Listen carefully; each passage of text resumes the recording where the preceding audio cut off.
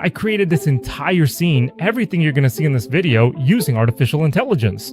If you're someone who's tuned in, sharp, and doesn't like to be left behind, who likes to know everything happening in the gaming industry and tech and things that'll impact your daily life, I recommend you watch this video, because I'm gonna show several things that even I, in my over 10 years of experience, man, back then, never. This right here is unimaginable, man. I never imagined that this would even be possible.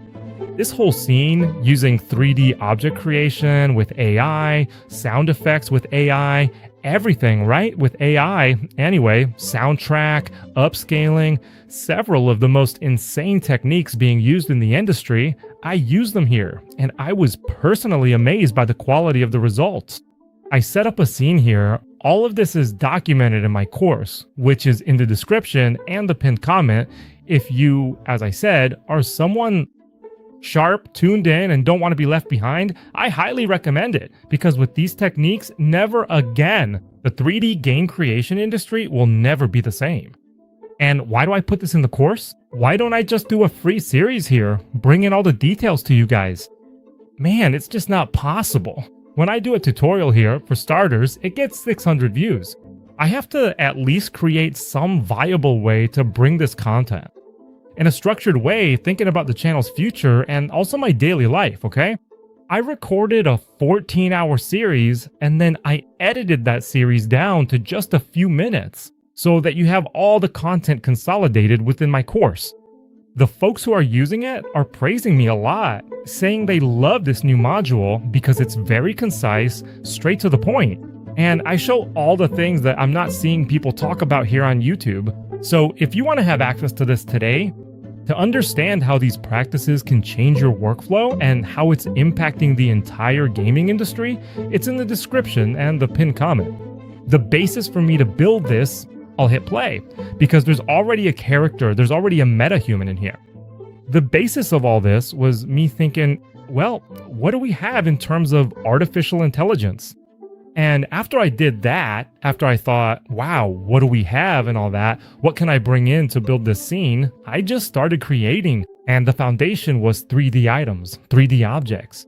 Man, when I started, no joke, I never would have imagined it'd be possible to create 3D items in seconds. It wouldn't be in minutes anymore, no. Seconds. You describe what you want and you create it. And you can create them in increasingly better quality. Every month, practically, there's a launch of a new artificial intelligence model that can create a 3D item in even better quality. So it's already improved quite a bit since the time I recorded. I created this whole base, took these 3D items, placed them throughout the map, and whenever I wanted something else to compose it, I'd go and create it. So I also used, look, there are these cacti, there's some little bushes here in the middle, there are various types of stone, and I used several optimization techniques from in here, inside Unreal Engine, to be able to improve the topology, improve it, make the item lighter, do all these fixes. But, of course, it can still be improved. Since it's a module I needed to finish, it still turned out, it turned out fine, it turned out really cool actually. I'm gonna hit play here so we can take a look. So I think the basis of everything is having the 3D items and then work on it, right? I worked on the upscaling with the textures. Look, the texture cavities too, see? So notice that they are really cool quality textures that have nanite tessellation. It has this tessellation, so it works. This is all a 2D map, but when we apply the tessellation, it gets these little squares here that are extremely satisfying. And, well, this landscape, it was very well crafted with 3D objects. It's all dynamic, okay? So it's not something fixed, okay? This right here this is one of the most satisfying things there is. Look, I have two textures here, right? I have the texture, the stone material, which is loading here. And there's the path material. If you notice, look, there's the path, right? And here on the side, there's the stone. But this here is automatic. So if I take it and paint here, look, with stone, it'll load and put stone down right away. Man, it's really cool, right? And I show how I created this landscape. It's also in my course, right? Modules that show this, look. I think the cacti I placed individually in the spot where I wanted them. And here we have the little path. What? You can put the little path down. Cool, right? You got to admit. Holy cow, man. This is very satisfying. Very satisfying to create this landscape. Well, after I created this, I needed to create something using a character. So I knew I needed to create something tapering, right? Because that leads the eye of whoever's inside a setting or a scene. It tapers off, leading the eye right to the end. So toward that statue, and I created something with the flag there as if there were a symbol.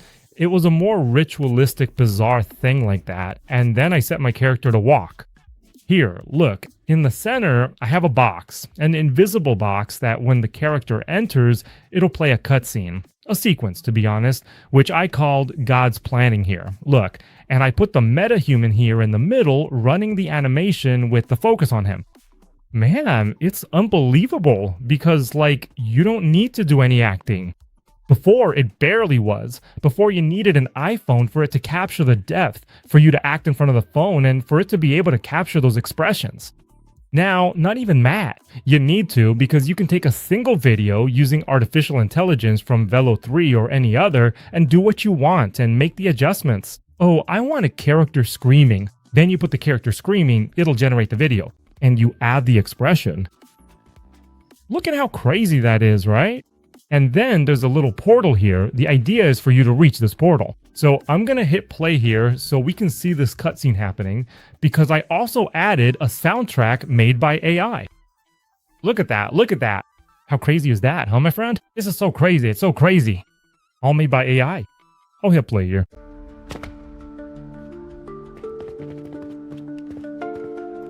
I created a little global time system too. The flag has a bit of a breeze. And notice that when the cutscene plays here, the flag, it's gonna wave harder because I'm gonna change the wind intensity. Okay, I'm just walking along. The character can be changed, guys, of course. You can change everything that's here, you can tweak it. And then I added the soundtrack and the flag will wave according to the music. And I'm gonna increase the wind intensity. Man, it's really cool. The quality of the metahumans, which were the characters, right? That character creator from Epic Games, which is Frayed. That you can use to create whatever scenes you want. And let's go.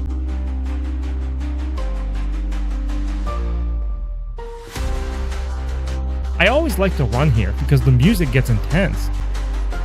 And look how cool this is, man. And you can create a huge variation of this whole setting. You can extend it a lot. Let's go up. Look, I also worked a bit on the texture of these rocks here.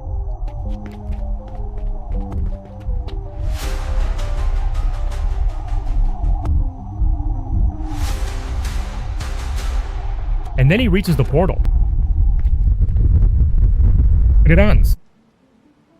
It's so cool that we're living through this, you know? That today, this is a much more democratic reality.